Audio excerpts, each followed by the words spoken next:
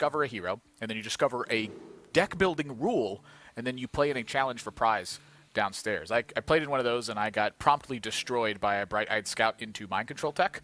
The rule was you had to play 3 cards of each cost all the way up to 10. So there's a lot of fun stuff to do around here. Yeah, there's like the Fireside Gathering taverns that I believe Bites and his crew run. So if you guys have an opportunity to stop by Esports Arena in Southern California or even Oakland or Vegas, there's always like fun stuff to do. And some people were like, playing Mario Party down by the bar. So we're having fun, chilling in between rounds, and of course some competitive high stakes. A win here for either Bozzzton or Insom would guarantee them top 16. Go down to 6-3. You're at the mercy of tiebreakers. Yep. So whoever was able to get this advantage is going to be huge to start things off. We have Even Warlock, which is a deck we haven't seen too much on stream, incidentally enough, despite its popularity. And we have Secret Hunter. Well, just as I talked about at the end of last round, how Secret Hunter has, really fallen by the wayside in terms of popularity. Yeah. We see it show up, and it happens to be lined up against one of its, I'd say, better matchups against Even Warlock. Right.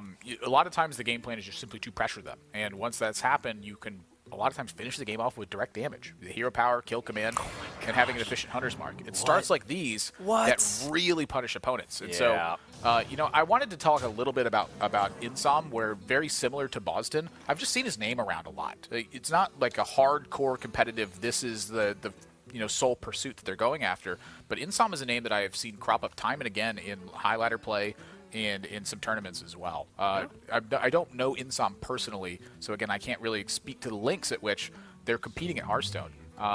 But to kind of go back to the matchup a little bit, it's a bad matchup for Bozzzton, but he has one of the kinds of hands that can win this game. The double Hooked Reaver, the Mountain Giant, and then a Spellstone to follow it up. The game plan is not clear the board, clear the board, clear the board. Sometimes it is, but really it's about getting pressure and then being able to stave off the opposing pressure and counter-attacking as quickly as possible. If you don't end the game ends via the steady shot. Yeah, I mean, the Death on a Hunter doesn't even play kill command or direct damage really outside of the chargers. Yeah, I've been seeing some lists crop up with kill command lately. Zolay, I read a tweet from him lately. He said, I noticed there's a lot of bad cards in Death Rattle Hunter, so I took them out for good cards. And there's Animal Companion and Kill Command, and I was like, well, this is kind of weird. Like, I don't really know if these fit. But, Kill Command Steady Shot is still a 7 damage burst turn. That's not insignificant for 5 mana. Stick a Leroy in there, too. Let's cube that. Agreed. And I think Bozzzton is kind of under the gun here. Yeah, the timing of this pressure here is really important for Insom as well. You don't just simply stick your opponent down as low life total as possible, and then watch them cram out a Hooked Reaver and then you die. Leaving Bozzzton at 18, or even at this turn at 16, prevents a Hooked Reaver from happening. And so then you follow up with the big burst of damage afterwards. This is a really smart play from Insom. Yeah. With 10 queued up on board, plus the threat of Kill Command, Bozzzton will be at 15. So still safe-ish to drop this Mountain Giant, but, the healing is not necessarily very plentiful right now. Yeah, honestly, the timing from Insom the discipline rather, to not swing with the Eagle Horn Bow is such an important measure here. It would have stayed off so much damage for Bozzzton and allowed him to play another Hooked Reaver and then a Mountain Giant and then have the Spellstone. Like, it's one of the situations where he would have gotten out of it if Insom had simply lost sight of that measure. Yep, and then here comes another interesting dynamic of Insom can build the board with Houndmaster. He also has an opportunity to kind of keep pressing the issue here and maybe play a secret to really mess with the Even Warlock side. I've known so many Even Warlocks that struggle with the secrets in particular because they don't want to have Freezing Trap be a game-deciding mistake. But the thing is, Houndmaster is also one of the best minions that you can play on 4 in this deck. Yeah. If not the best. This is the right target for it as well. And here you just swing it. You have enough pressure to actually get through a Hooked Reaver and then deliver damage as well. So in this spot, he actually is threatening to push 6 more damage past a Hooked Reaver with the hero power and the damage on board and swinging into the Hooked Reaver with the Eagle Horn Bow. So I believe this might be checkmate for Insom.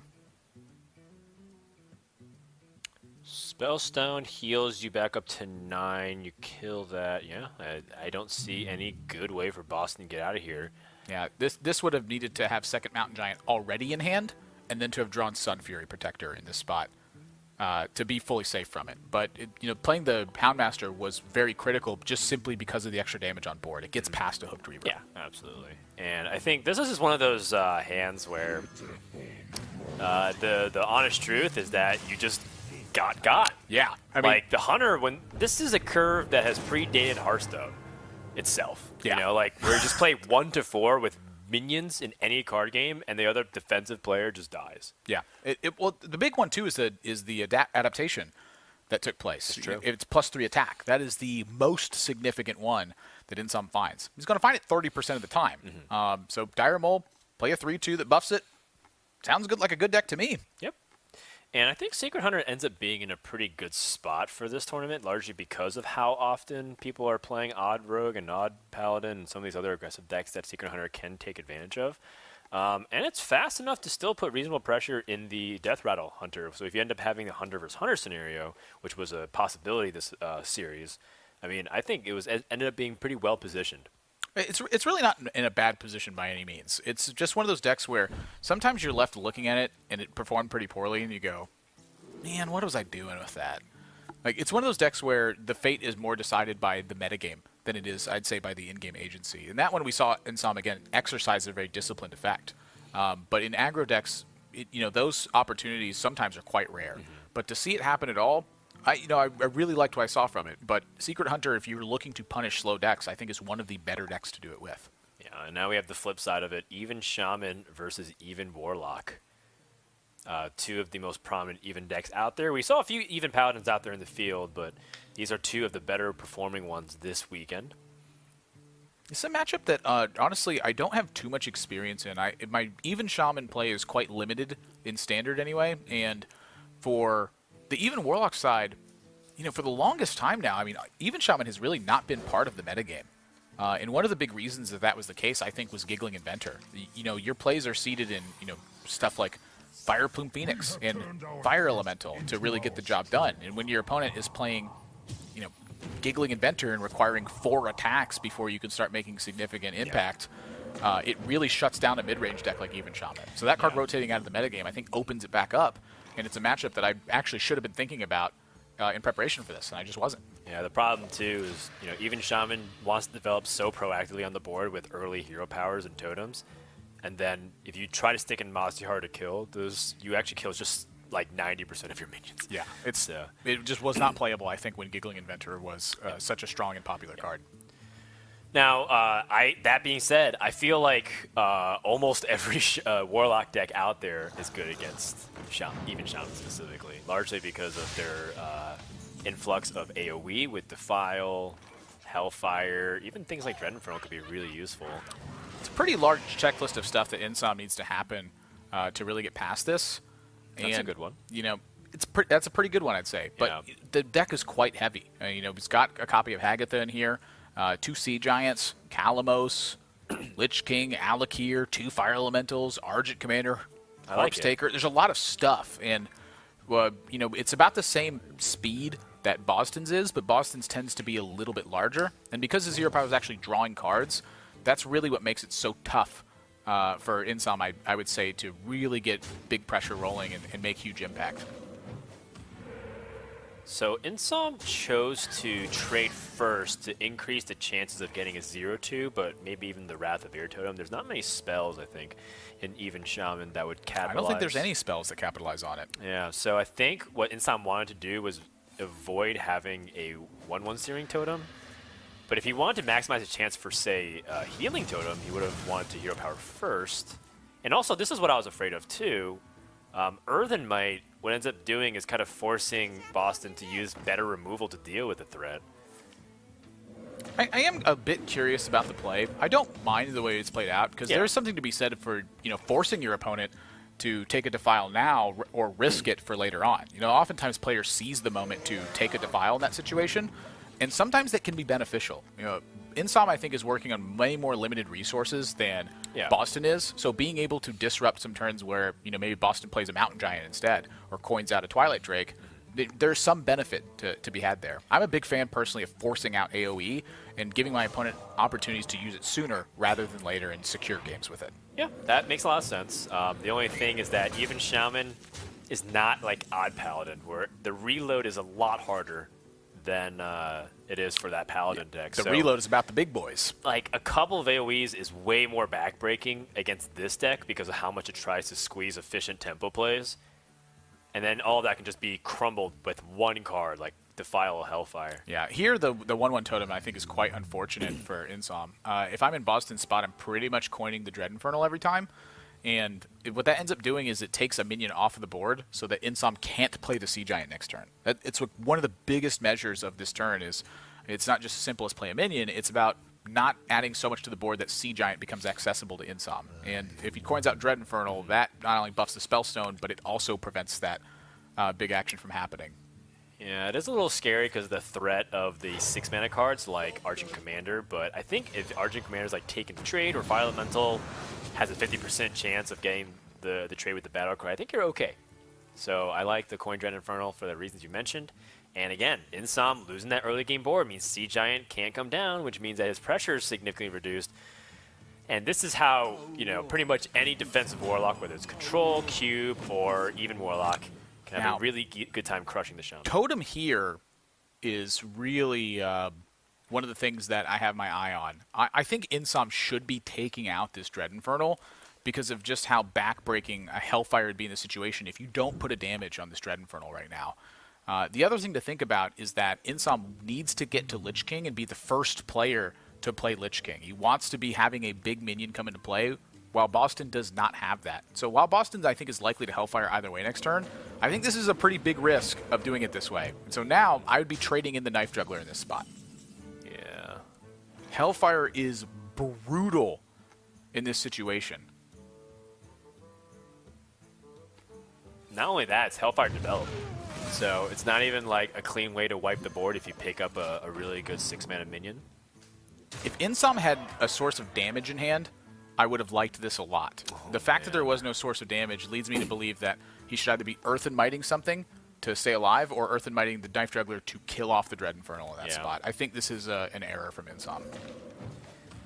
Well, these Earthen Mites, so one of the things about the use of Earthen Mites, I don't think this is exactly applicable to Insom, but people tend to get baited by the value proposition of it without recognizing that Earthen Mite is mainly for its tempo. Yeah. And you're able to keep minions out of range of removal while pushing the tempo of your own board. And then the more the minions survive, the better Sea Giant gets and Direwolf Alpha gets, etc. So that's why it's really important. And Earthen Might just gets so weak as the game continues, unless you're able to attach to Alakir or Corpse Taker. Yeah, the big benefit is being able to turn 1 Totem, then turn 2 play an Earthen Might and attack their minion. Right. That's such a vital play versus, say, an Oddroke who's played a Firefly on turn 1. Or if you roll a Healing Totem and you get to poke a Dire Maul with it. That's like one of the nightmare scenarios that Rogue can run into in that situation. This particular scenario, I think it is right to use the Earthen Might here just to try and contest. Yeah. But this is what the Knife Juggler would have prevented. Now, granted, Insom does have a big payoff when Bozzzton does not have AoE and can't clear off the board. Then Insom is at a huge lead. But in my opinion, I think he can substantiate that lead because his hand's so heavy. And so you end up looking at positions like this, and for Bozzzton, it's like going through motions at this point. So many of the plays are super strong that even at 10 HP, you feel pretty perfectly safe. Alakir gets that 6 damage. You could have that 10 with the Earthen Might, but do you have the time? And of course, Insom knows Bozzzton has Black Knight in his deck. Yeah, open decklist format, changes the way you look at that. That's something else to be said too. Knowing that Black Knight is in the opposing deck, I think you are more likely and, more correct also to take the risk against Hellfire in that situation. So that is something I overlooked in my initial critique. Yeah, that's a really good point. I mean, the fact that Black Knight and these tech cards can play a pretty big factor into swinging the board state does make you feel a little bit less reliable, or does make some of these powerful top-end cards feel less reliable for Insom. And I feel like almost anything at this point is a pick your poison. Like, you could get blown out by the Black Knight, and also just get silenced and pushed, and maybe even dead in the next turn or two. Yeah. I didn't mind Totem Sea Giant in that spot, but Lich King has payoffs, and Doom Pact is definitely one of them. In this spot, and Bozzzton uses the Black Knight, it means that Insom gets to answer back with Doom Pact and Corpse Taker in the same turn. So the Corpse Taker's not huge because it's not going to have Wind Fury, but it's damage that can threaten alongside Alakir. And Alec here would be also be coming down into a 10-mana turn with an Earthen Might. So this is a really significant push that Insom is able to make, even though he's playing a Lich King directly into a Black Knight. So then how does Bozzzton respond? You play Black Knight. It's a pretty easy setup for that one. It's 1 and 8 to get Doom Pact, and when they have Doom Pact, you still have pretty strong game yourself. It's specifically to the Corpse Taker, and I think having like Spellbreaker and Spellstone adds a lot of insurance to that plan. Yeah, you also have your own Lich King in that scenario. That's just going to provide you something big as well. True. I think I would rather Spellstone because following up with Blood Reaver Gul'dan into a Hero Power Lich King turn tends to be one of the best late game plays you can make with even Warlock. Also, Corpse Taker is still really scary. I mean, let's say they have Hex, you push past like the Lich King, and then all of a sudden you took too much damage. Yeah. But Alec here in the hand means that no Wind Fury, and there's no Lifesteal, which also might be relevant. It's also a read for Bozzzton. Bozzzton now knows that Alakir and Vicious Scalehide are in hand for Insom. Yeah. This is a face-up information play that Insom has to make here, but it's the only way that he's going to win the game.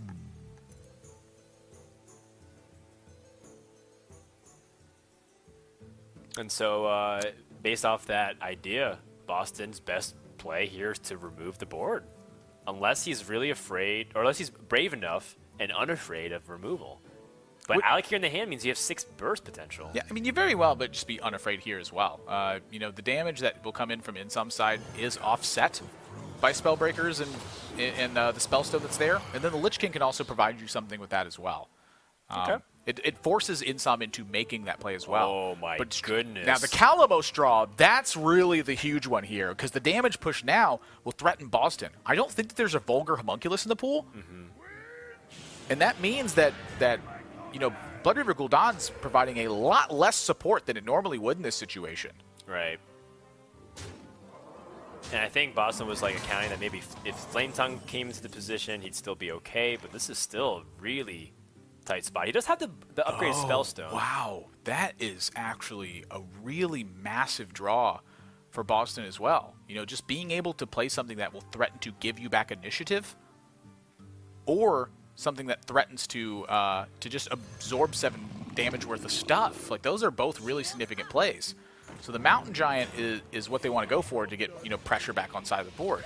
But the Doomsayer could have done that same job as well. For whatever reason in my head, I didn't think that they could play Mountain Giant and the Spellstone and the Taunt this turn. So just ignore what I said, because it was really dumb in hindsight. You couldn't see the mana cost, so usually that's our way to cheat, but if you count the cards, he had, 9 cards, 8 cards? Yep, 9 cards. 9 cards. Which means Mountain Giant's 4. How to botch analysis. Yep. And I think there's not our best game for sure in terms of how we cast it. But I think, in all seriousness, that's kind of the edge that you have to play with. When you play even Warlock, you have to be unafraid to potentially die, or you have to make sure to count every single possible damage. And I think Bozzzton calculated that he should be okay. Even if his opponent buffed his Alec here, would be able to Spellstone remove. And he had that Mountain Giant and the Sunfree Protector. So all according to the Keikaku.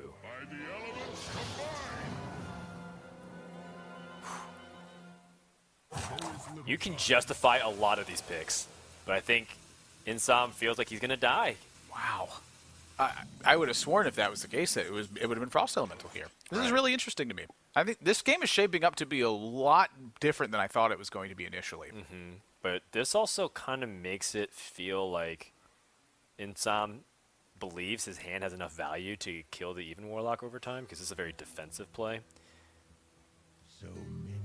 Mind you, I don't know if he can. This is with Bozzzton knowing that there's a Vicious Scalehide in hand as well. That is like a nothing card at the moment. Right. So the 3 cards that Insom has, he's willing to simply gain health and keep fighting. Yeah, and now Bozzzton's going to have Blood Reaver Gul'dan. Doesn't have to revive that many demons. Gets a couple. Oh, there was a Homunculus in the pool. I don't remember that coming down.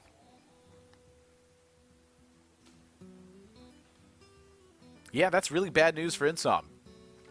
It's bad news, but he does have some plays here available to him this turn. Frostelli Totem Sea Giant? Yeah. Yep. So you freeze out the 6/6, so you kill out the 8/5, and then... Yep. try to put as much pressure on board. The only problem is that there's just so many ways that your opponent can pick apart your board. He has a Lich King card you haven't accounted for. He has his hero power. He still has some of his best removal in his deck. And you also just, well, it doesn't matter. I was like, and you just rolled a 1-1, but I don't think it matters nearly as much because there's a Sundry Protect on the other side. Certainly doesn't make your life any easier, though. Just rumbling and tumbling minions on board. This is just like, it's kind of wacky to look at.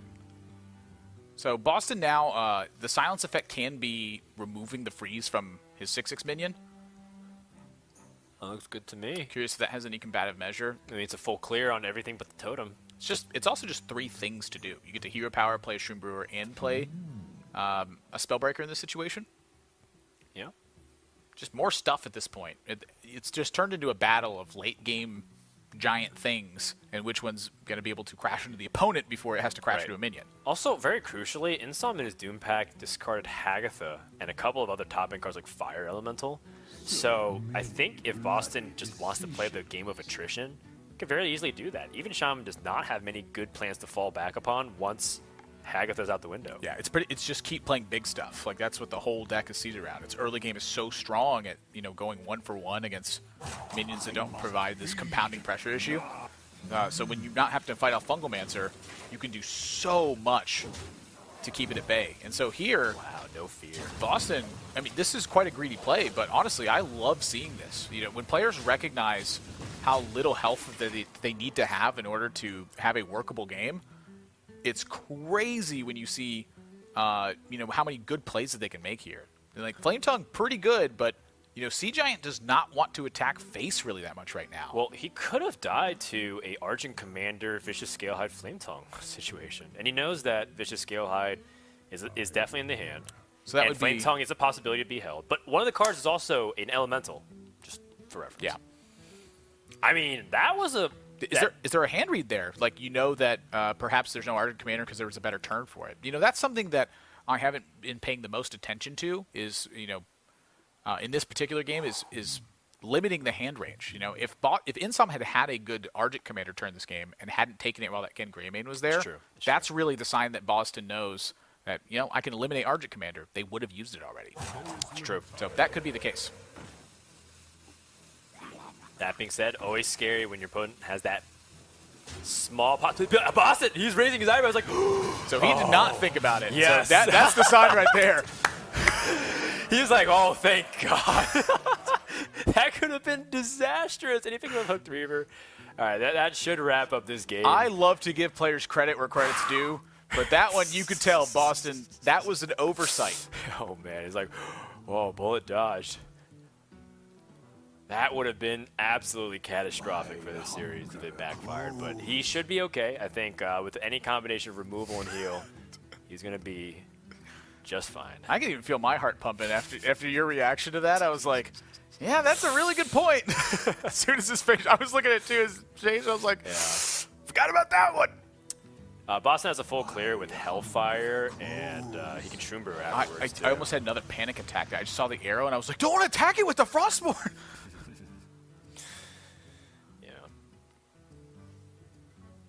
There's also Defile. You don't even have the Hellfire. Because Hellfire damages yourself. But and there is an Elemental in hand, which could be like Alakir, so you don't want to actually take extra damage. Oh, yeah. I definitely don't want a Hellfire right now. Hellfire is the final blow card at this point. You play your stuff and hit him. Yeah, and by the way, 2-turn lethal setup. It's a well-played game from Insom, but you kind of just see like how stacked that even Warlock can be at partitioning resources. There was so much going on from, you know, a partitioned resource perspective where delayed the Blood Reaver Gul'dan for a turn, able to just simply defend in many spots. Yeah, and I feel powerful plays. I do feel like, you know, Bozzzton navigated the early game pretty fine. Small misstep, I think, shouldn't be a huge blemish on his record. For Insom's side, I think he navigated the mid-game with his resources as best as he could. And in hindsight, I think needing that extra health actually did give him that. Oftentimes, it can leave you a minion through that style of pressure. And, you know, you look at how long Sea Giant was in hand for Insom. You know, that's that is one of the differences of using Earth in My early and saving it instead. Yeah, having a minion stick on the board so Sea Giant can get played. Or even more importantly, you saw that the importance of keeping Earthen Might for value, it didn't do anything. Bog Shaper was like, okay, whatever, great 7-mana minion with reasonable stats that's better than, like, you know, a Glacial Shard. But still, it's like even getting value off of it didn't really have high impact. Play that Earthen Might for tempo. You are a tempo-driven deck. Yes, there are values. Yes, there are ways to play controlling styles. But in the end, those first 2 turns are so crucial for your building blocks as even Shaman.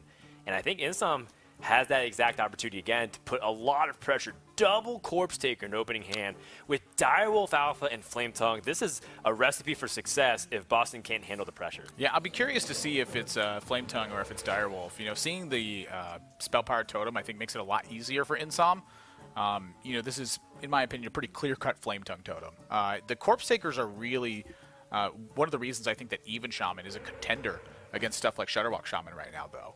It's able to just be a resilient body on board that threatens a heap of damage if it's unchecked. And so that's super dangerous for Bozzzton. There's really not much of an option other than to, at sometimes, Volcano your own minions, or to dig as quickly as possible to try to find an answer to it. So you're looking at Earth Shocks, you're looking at Hexes. That's about it. Yep. Now, does Insom have... does he prioritize removing the Mana Tide, or is he going to play the Corpse Taker?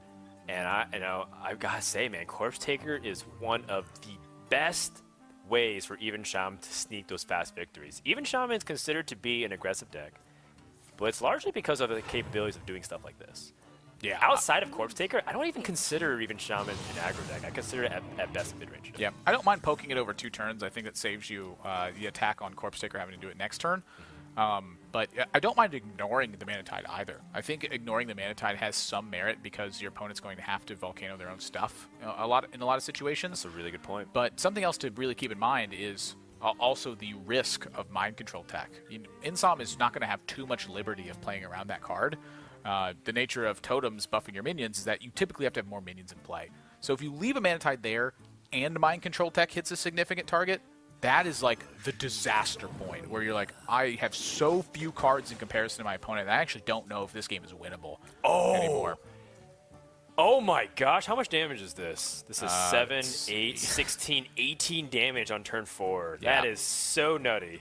Of course, that's maximum damage. I don't know if you want to go all in on that. Just the fact that it's possible. I know, it's just I'm going to follow up on your Earthen Might point, because I agree with you that people get lost in the value on it. And I think it's ridiculous when you do.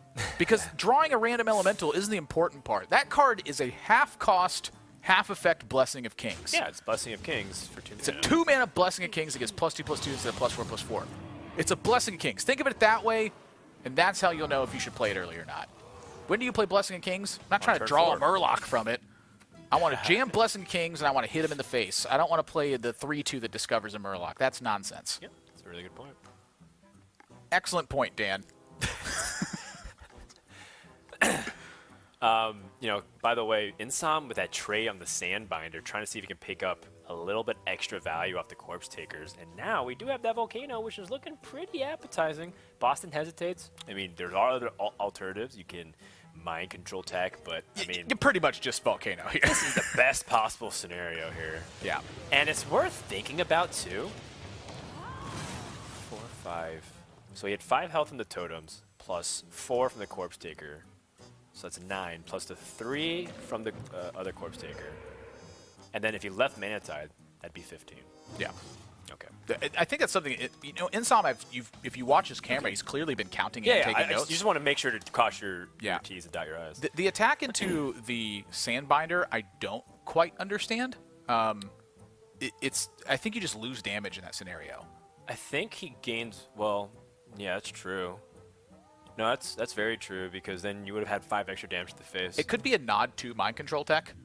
The damage to face is relevant for Insom, but really the most important thing is the way that he had played it. He said, you need to have Volcano or I am going to defeat you.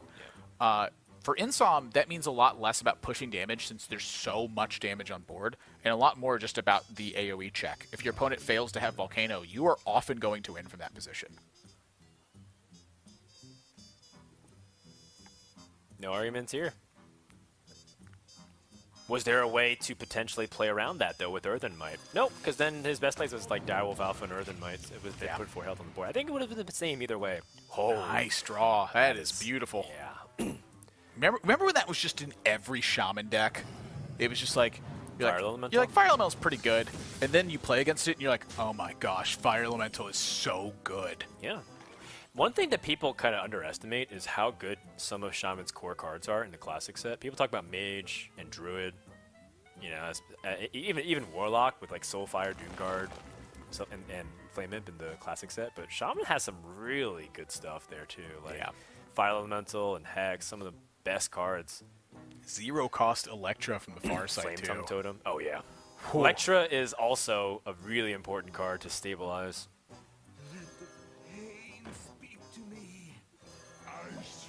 Bozzzton looks like he's got all the tools to, continue to work on what Insom's going to throw at him.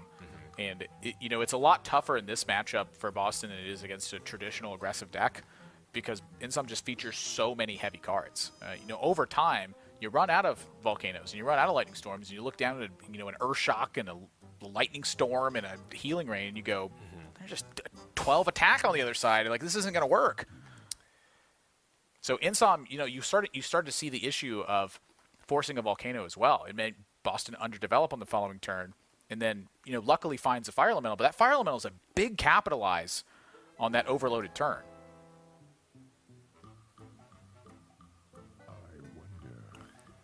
Well, turn 8, the scariest thing is Hagatha. So I like setting up a board that's resistant to it. Sea Giant coming down this turn just feels like good, and so I think we do that no matter what. The question becomes what we do with our remaining mana. Yeah, it's like, where does the Sea Giant go, right? Do you want another totem at this point? I think so, but you get to play around Mind Control Tech this way, so that's what's on Insom's mind in this spot. I think this is wise too. I mean, Boston's pretty deep into the deck and hasn't made too many significant plays.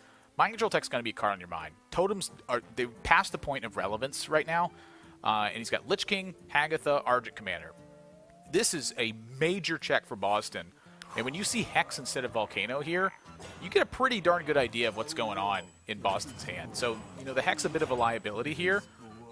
But now you have Hagatha and Push. You have Hagatha Push, you also have the Lich King. And nice enough, you can trade off your Frog because of Direwolf Alpha to once again play around. There's a lot going on here. Actually, you're right. Because of the threat of Hagatha, too, do you want to trade in your Fire Elemental? Well, if you Hagatha, that means your opponent's Hagatha is going to do the same thing as well. What I'm thinking about is I think Insom's Hagatha cards might be more relevant, but maybe it's just not in the cards right now. I mean, using Merc Spark Eel, using Argent Commander, those allow you to push damage as well. The difference is you're not softening your own Fire Elemental to die to your opponent's Hagatha. So that makes a lot of this sense. is a weird dance that's happening right now. And, rather than rack my brain and try to figure it out, I kind of just want to watch what Insom does and let that be insight into what his future plays are going to look like. I like the Argent Commander play because he can make the Hagatha a lot worse. Mind Control Tech. I think if you're Argent Commandering too, you use the Direwolf Alpha's attack to get this done. Yeah, it makes Lightning Storm weirder, and you push a ton of damage.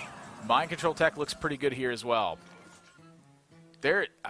I'm glad I'm not in Boston's position because all of his plays have risk associated with them.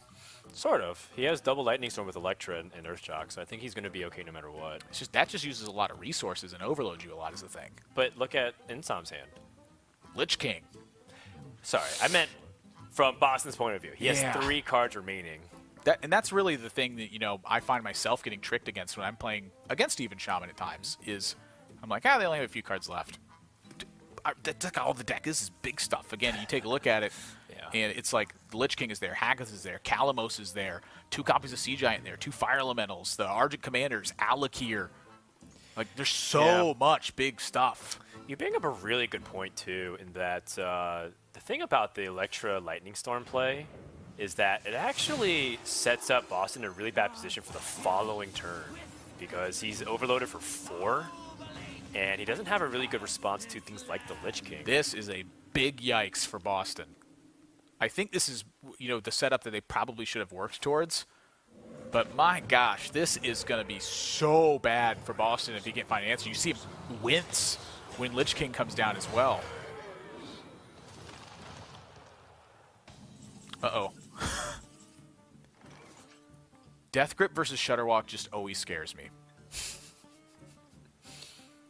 Yeah, there's actually a reasonable amount of battle cries in the Even Shaman deck, but they're all a little bit unwieldy. Fire Elemental, Merc Spark Eel. I just flashed back to Korea and seeing Shutterwalks blow up. Oh, yeah. Hey! Oh, my gosh! Sometimes you get to pick your card from Hagatha, too. Did we forget to mention that? That's why it's a good card. I mean, Hex and Lightning Storm, guaranteed clear. Now, I think Bozzzton's wondering if there's any possibility that he dies at 10 mana. And I think there is a corner case where you could die if your opponent has like the exact charge minions with Flame Tongue. But I don't think that's the case. Either way, Bozzzton's taking it extremely safe.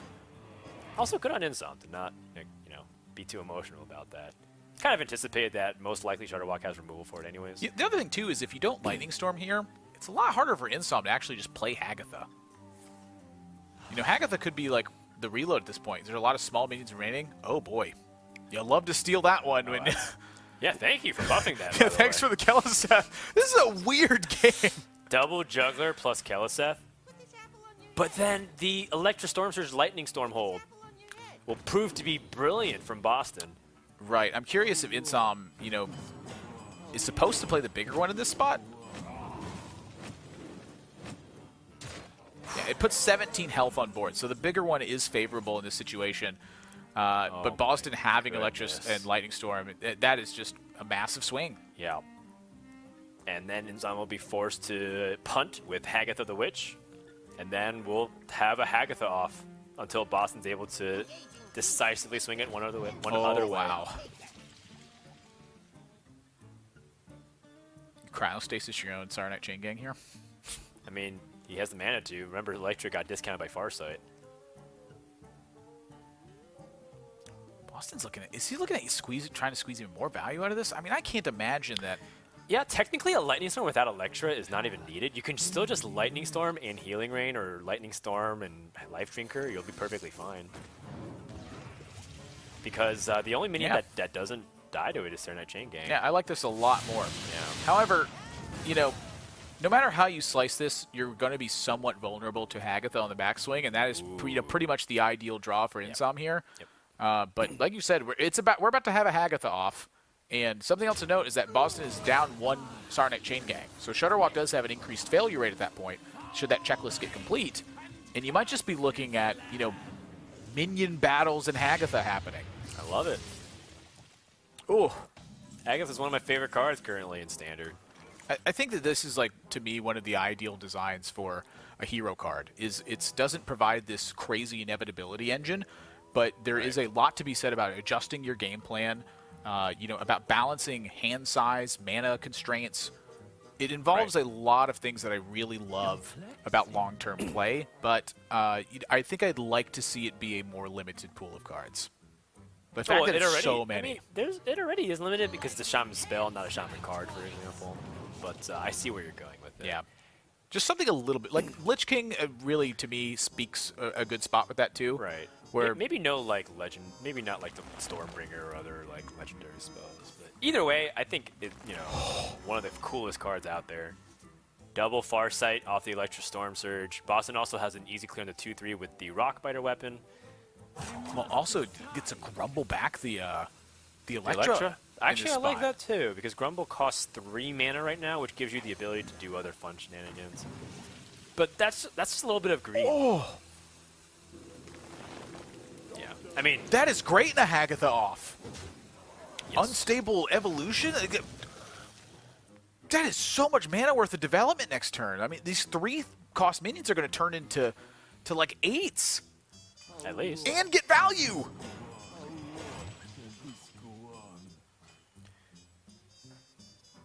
I mean, this is also kind of what you were talking about. Insom going wide on the board, recognizing, saying, well, this is probably my best chance to win right now, but Bozzzton had a Lightning Storm or some other way to clear, and now he threw so many minions onto the board, which could have turned into spells to help close out the game. But, I mean, that's planning for Plan B. right? When you just say, I'm going to hope to rely on Hagatha, first of all, Hagatha's not consistent, so that already puts you in a disadvantage. And then second of all, it's like you're assuming the worst when you're not in the position to do so. Yeah. To me, the question is the timing of the pressure, right? I think for Insom, the timing of the pressure was quite relevant because it was keeping Bozzzton on a back foot. But could you have done that same thing by delaying and playing Hagatha first? I don't know. My instinct tells me that I would have liked to see Insom play the Hagatha sooner. But if he loses that pressure that's because of the timing of what's happening, it gives Bozzzton a lot of time to react. And so there's a very big consequence that comes with delaying the pressure. All right, Unstable Evolution, stacking as big of a Hi, board Myra. as possible. Bye, Myra. That probably is good enough to hang on to. Yeah, you can evolve the frog now. You have 7 evolutions available to you. And there is like this weird thing where maybe you hit like a Radiant Elemental or a Sorcerer's Apprentice on the way. I'm looking at the Ancestral Spirit as well and what that could provide. So Bozzzton wants something different. I don't blame him. Oh, wow. Well, I could tell you that's probably good enough to hang on to. Ancestral Spirit on the Grom too, by the way. And charge.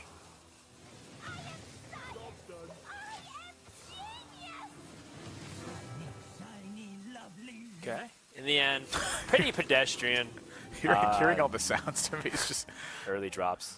But the big thing is that Ancestral Spirit on the Grom. Oh. So Insom does have time to still find a minion here, but the pressure is extremely real at this point. Yeah, you got to Earthshock that, but then the Grumble. The Grumble summons Grom back to the hand. A 1-cost Grom, mind you.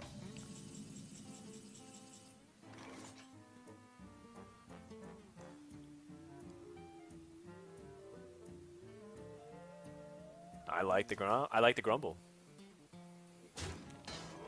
You get to attack for 4 more with the Grom the same turn as well. Plus, it provides you 2...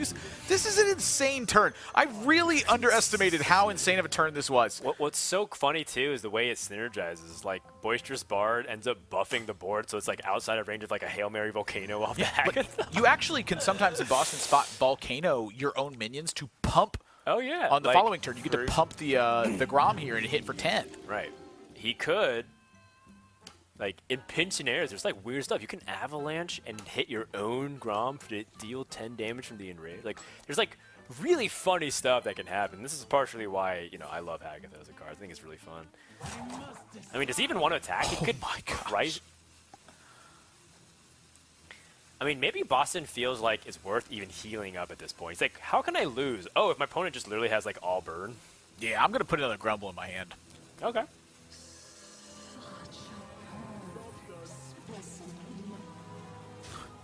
Well, that's about it.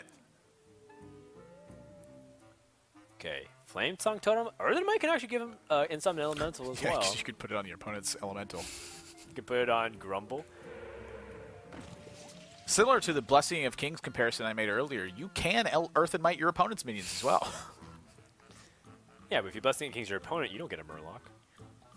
It's a true story. You never get a Murloc from Blessing of Kings. Desperate times call for desperate measures, and Ozruk's call for concedes. Yeah. Looks like Insom's just going to show the cards and remaining in his hand just to give information. And that'll be Game 3 victory for Bozzzton. And a pretty good victory, too, because his last remaining deck, I believe, is a Death Rattle Hunter, and he needs as many chances for victory with that deck remaining against Some side that I think it matters a lot about if Bozzzton can land one of those back-breaking turns early on, like cubing one of your own Witchwood Grizzlies, and then being able to, you know, play dead it or Terror Scale Stalker it and just have so much health worth of taunt in play that you get to attack unimpeded. Right. Yeah, Odd Paladin has things to get past those Witchwood Grizzlies with the Void Ripper. Even Shaman struggles a little bit more because they only have Hex and Flame Tongue. But that's going to be Game 5 if we even get to that point. We've seen Death Rattle Hunter be able to just kind of oppress the Odd Paladin, or suppress, rather, the Odd Paladin from being able to build big boards with Deathstalker Rexar. And just having, like, Candle Shot early on is really important. However, almost all these cards are, like, important in the matchup, but they're not... Like, as a group, you don't want it all early on. You want Candle Shot and some other stuff. Yeah, I would say out of this hand, the Houndmaster Shaw and the Saronite Chain Gang represent probably one of the most significant impacts you could make. Being able to go second here, I think, can sometimes be beneficial for Bozzzton because it means they coin Houndmaster Shaw. If Insom is unable to answer that Houndmaster Shaw, a lot of return defense gets set up for Houndmaster Shaw, and you get to pick apart at your opponent's board. It's one of the situations I think that you can be safe, but unidentified Maul, oh my, that is bad news for Bozzzton. He doesn't know it quite yet, but that is not okay. It's A-okay if you're rooting for Insom. Oh, if you're rooting for Insom, you'll love to see that. Unless Candle Shot get picks up here, and tracking might be useful for that. Yeah, look, probably going to be, thinking about the Spider Bomb and just making a sacrifice and hoping it works, or looking for a Candle Shot here and trying to buy just enough time to make a difference. Yeah.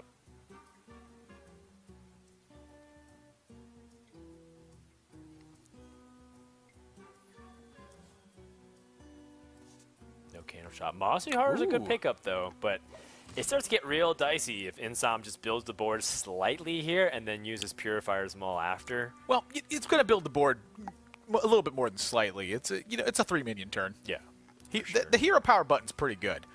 Yeah. And honestly, it's really surprising to me that you could just butcher your deck by playing no 2-cost cards and no 4-cost cards and just end up having a functional deck, honestly. You have the best 2-card possible. It's hero like power. It's like the Paladin one, it just seems so weird to me that this works. Every time I play Odd Paladin, I get demolished by whatever my opponent's playing. And every time I play against Odd Paladin, I get demolished by whatever weird cards they're using. Yeah, and the dynamic is not going to work out for Bozzzton. He has 2 great 6-mana cards to deal with the wide board with Deathstalker Rexar and Mousy Heart, but his opponent will have already had the opportunity to play level up. Yeah, I'm looking at Bozzzton's spot right here, and I think playing Houndmaster Shaw is going to be one of the best accords. And he's going to run straight into an unidentified Maul that is, identified as Divine Shield at this point. But, you're kind of hoping that Houndmaster Shaw plays the role of, like, Twilight Drake of the days of yore, that it's just a big taunt-style minions in the way, and that it just absorbs a lot of stuff and makes a difference. But everything's going to look dangerous from Bozzzton's side when you're looking at Insom's hand right now. Yeah, I mean, even if it's not Purifier's Maul, it could be, Raid Leader or Blessing of Might. Yeah, Blessing of Might to help get efficient trades. Any number of cards in this deck that can really punish you for not being able to at least disrupt the early board. And for that reason, I think he might be favoring holding onto that coin. You might need Deathstalker Rexar and Mossy Horror coming out a little bit quicker. Yeah, the Mossy Horror is really one that I have my eye on. If your opponent plays a Fungalmancer, you're going to take some damage, but maybe you recover. Your opponent plays a level up, you're probably in trouble. And then there is some fear on the opposite side. There is a minion with Death Rattle that has a pretty significant impact of dealing with the board, but it is just a handful of 1/1s. So does Insom even address this Spider Bomb, or does it just go face? I think you pretty much go face here. This is a really safe situation for Insom right now, and with Level Up in hand, with Corridor Creeper in hand, and Fungalmancer, this is a major push that's taking place. Well, he does end up acknowledging it by trading into the Spider Bomb. But yeah, this Purifier Maul is absolutely nasty. There was actually a number of ways for Insom to have a very strong turn here as well. Even so much as to, attack face with Silverhand recruits, actually trade in the Firefly, trade in the Righteous Protector, and then make 2 more 1/1s. Like, even that was a good turn. But just any way you slice this, Insom is massively ahead. Yeah, I think this game's pretty much over. The moment Level Up comes down, there's no answer to it from Bozzzton's side. His best play is to hope that his opponent doesn't have Level Up, and that's never a good spot to be in. Yeah, when your best play is hope, that's a sign that the dice have gone south. Now let's say that Insom doesn't have a good turn 5. Is it the Serenite Chain Gang to soften up the board? Because then you can coin out the Deathstalker Rexar. I think that makes the most sense. Let's say your opponent has like Raid Leader or a Hero Power. You're going to hope that they don't have... you can coin Deathstalker Rexar, so I still think Serenite Chain Gang is the best in this spot here. Yeah, you don't want him to have the Level Up. The Level Up means that Mossy Horror doesn't get the job done. Okay. I mean, this also has Taunt, effectively. I think Bozzzton is hoping that it does in this situation, and that maybe a series of plays afterwards can lead to recovery. If Insom chooses to use all the Divine Shields here, that can come with a big cost, and I don't anticipate that happening. Insom kept all of his important minions around. Shaw is scary, but all your minions have Divine Shield. To me, this is a full face turn.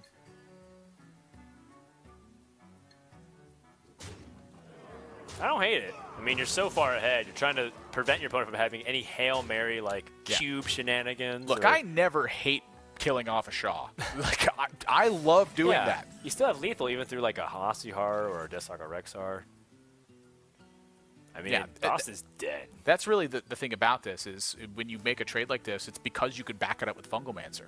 Yeah. If you don't have that extra damage, the damage looks a lot more appealing to just go ahead and take it. But, Cube and Play Dead, that only does it only makes 4 attacks in that situation. So, the full face damage, you'd be looking at Bozzzton at 8 with a Fungalmancer in hand and plenty of damage. Maybe Mind Control Techs. Mind Control Techs could be a big issue. And then, a Mossy Harbor would clear off one of the minions. I think any way you slice it, Insom's going to win this game. It could have been double MCT. So MCT, coin MCT. So 2 of those in the deck. Bozzzton, that's what I'm going to check right now. The last page.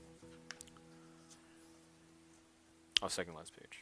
No, that's the one right there. 0 Mind Control Techs. Wow, no MCT. Yeah, I don't mind that, honestly. I think Mind Control Tech can be, quite weak in the deck a lot of times. Knowing that, that's a full face turn for me, dog. And that's a dead Bozzzton. That is going to be game number 4 in the books. Odd Paladin showing you why it's one of the few decks to really keep Hunter in check right now from overrunning the meta. But more importantly, goes to show you why Paladin is back on the menu. I think people have written off this deck significantly, but with Giggling Inventor kind of rotating out, and because Hunter's on the rise, Paladin has found its spot. Specifically, either through even or odd. Honestly, I don't really hate either. Yeah, it's just the prevalence of Odd Rogue and Death Rattle Hunter. When those are 2 of the strongest matchups out there, why wouldn't you play a deck that's strong against those I two? think Odd Paladin's just better against the specific matchup spread, but even Paladin still has its own case. So it's going to be Death Rattle Hunter versus the Even Shaman. He's not playing Shadowwalk Shaman. Yeah. And Even Shaman, I think, struggles a lot more against the Death Rattle Hunter because they have less pressure early on compared to Odd Paladin, and then they have not as much effective removal tools to get past like the unstoppable walls of stuff. Yeah, one of the big things to look at is just how the early pressure rolls out. Bozzzton a lot of times is able to find a flanking strike. You kill a thing, then you start rolling through totems and keeping your opponent's board in check. Not any 2 health stuff in Bozzzton's deck that's vulnerable. The Merc Spark Eel, stuff like Flame Tongue Totem is very readily checkable by many of Bozzzton's tools. And you think about the big impact cards from Insom, they're all mid-range minions. So Hunter's Mark, Spider Bomb, those are pretty massive board swing effects. Yeah. Especially if you get a Devilsaur Egg and a Terrasteel Stalker and a Carnivorous Cube. Yeah. That is the curve of dreams. If I do want to amend my statement earlier, if I never kill eggs, I do think that Even Shaman is one of the decks that you actually might be able to do it against. The swing that is such a massive amount on board is not in line with how Insom wants to answer tempo from the opponent. Right. It's when it's all at once, even if it's less stats overall, it's usually more troublesome. So, killing an egg while it hurts, you typically have some return damage against it. Yeah, and also, that being said, Even Shaman still has the ability to be aggressive, so I personally think that it's one of the better decks against Hunter compared to some of the other things that are out there right now that people are playing. That's also a nice pickup. It gives Insom a reliable 2-mana minion, so now he can start answering any turn 3 play. And also, you never know if you pick up a really effective mid-range elemental. Right now, Insom has a lot of good early game and late game. That's actually one of the best cases in this scenario. It's just funny to me when I see that happen. I picture an infinite chain of these as though it had Echo. Shaman got that, and it also got the Ghostlight Angler, the Murloc. Important turn here for Insom. I am in the Coin Hex camp on this, but I'm also in the Coin Saronite Chain Gang camp on this as well. Being able to just play stuff that's going to protect your 2/1 Nimbus and then also offer you Flame Tongue Totem. It being open deck list, we just talked about this. No Mind Control Tech in Bozzdton's Death Rattle Hunter. You are free to fully develop against this and try to apply maximum punishes. So I think Saronite Chain Gang is pretty much a Jin draw here. Jin draw. You have just the most interesting sayings, man. Well, that's like a classic. You played Jin, right? I feel like you just queue up a Western movie on Netflix and then just try to stockpile as many sayings as you can That's Tuesday afternoon, Dan. And then you're like, how can I work this into a podcast? Like, who says that? That's like every other day for me. Austin sees the coin hex. Not what he wants to see, but... Oh! What a rip! Just everything's going, looking good for Bozzzton right now. You hate to lose your egg, but you got a lot going on. Yeah, I mean, there's plenty of other things you can tear Scale Stalker, not the end of the world. And on the other side, again, these first 3 turns are like the building blocks of Even Shaman. And now, contrary to its name, you don't want to be on even footing to your opponent. You're behind. I'm still thinking about the turn with Sarnite Chain Gang versus Hex. The Sarnite Chain Gang would have provided so much leverage with Flame Tongue Totems. You kind of welcome your opponent playing Death Rattle stuff into it. Like, you have such good trade-offs. You got Merc, Spark, Eel. I think that Insom taking this play was a really big fear of Terror Scale Stalker plus Play Dead. And there is merit to that. If Insom believes that he wins this game, even despite something like this happening, I still think he can very much do that. It just looks really tough. The other situation looks better in the immediacy, but immediacy is not always what you're seeking in these matchups.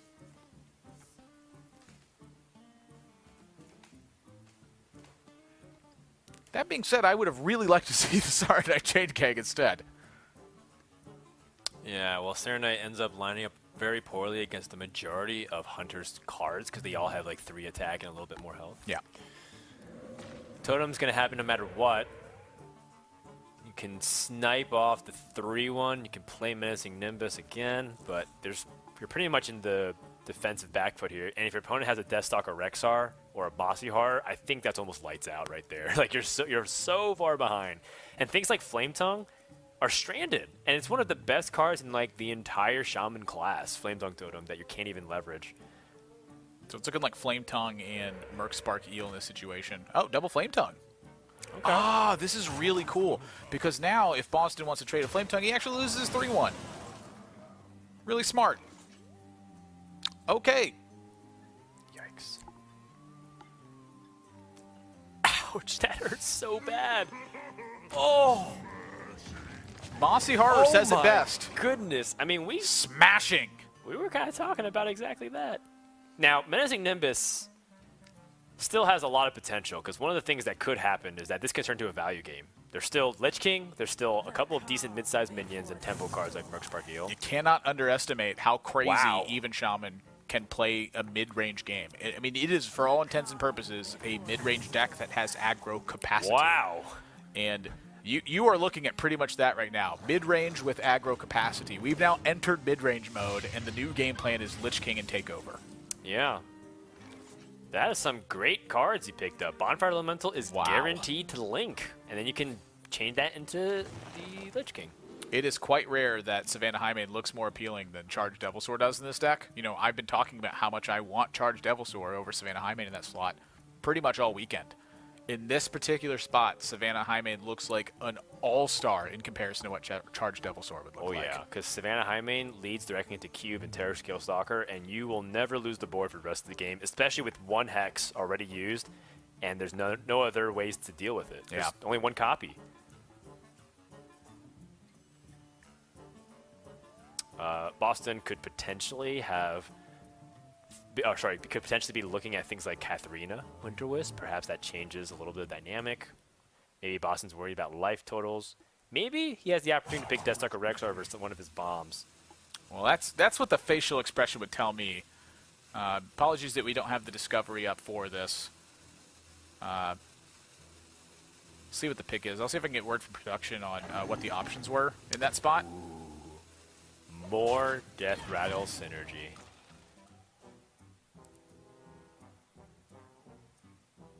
Yep, Savannah Highmane is quite scary. I would not be shocked to see Insom actually trade off Savannah Highmane in the spot. Again, we're in a full mid-range battle right now. If you let your opponent cube a Savannah Highmane, you are going to lose.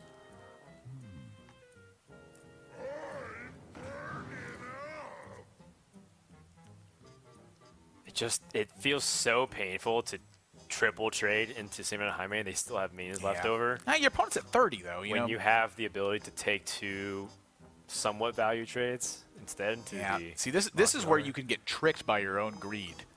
In this spot, just don't... Oh!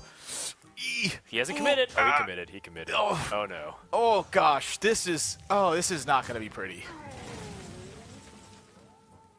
This is not pretty at all. Look at how mid-range mode we're in right now. Boston's like, yeah, I'm going to kill this 2-1. He has 2 cubes and 2 activators. This is huge. Like, I think Bozzzton, got a pretty free pass here on Insom not killing Savannah Highmane. Yeah. Savannah Highmane, I think, in the grand scheme of things, it's a pretty poor minion. It's slow. It doesn't have immediate impact. But when you let it live, holy smokes, that's when the law of Highmane comes into effect. If Highmane gets to attack and you're not dead the next turn, you just win. Yeah, well, how about 2 Highmanes and its babies? I mean, it's like the whole jungle's here now. It's Sea Giant, he gets really cheap. Oh, man. Oh, wait. Hold on a second. It's good, but I think Insom's still losing at that spot. Yeah. Yeah. Okay, well, I'm trying to think, because if you use the 3 damage AoE, what's left? We have the 6-2 and the 4-3. Well, there's a cube with 2 more Highmanes, and then there's another Highmane. Plus whatever's in Boston's hand. Well, and the cube and the other place. Yeah. This is not fine. This is really bad news for Insom. Well, it's fine for now, but he's about to get some follow-up bad news. Oh my gosh. There's 1 beast left in the deck with Witchwood Grizzly. And you are going to get Witchwood Grizzly if you're Bozzzton right here. And then you can play dead the cube to pull 2 more Highmanes. Yeah, this is not, it's not okay. And I'll tell you what, Insom looks a lot more calm than I would be in this situation. Like, I would be freaking out, man. I'm freaking out. I'm not even playing the game. How do you even become bad? Even if you get, like, Doom Pack. You put the 5th Highmane into play, and you offer the handshake. Like, that's really what this is about right now. You Fire Elemental, the Carnivorous Cube, you Hero Power, you play the Sea Giant, and you get up. Yeah. You scoop him up. This was a spot where Insom, he just got trapped by the value. He had his mind set on, making the most of those small minions, and making the most in this situation was suppressive play. If he kills that Highmane, I think he's in, honestly, pretty good shape. Yeah, what is Boston going to cube up? Mossy Har? I would take 7 Mossy Hars over 1 or 2 Highmanes. You got to respect him fighting, though. I mean, Hagatha can bring it back in theory. Can it? Isn't he just dead?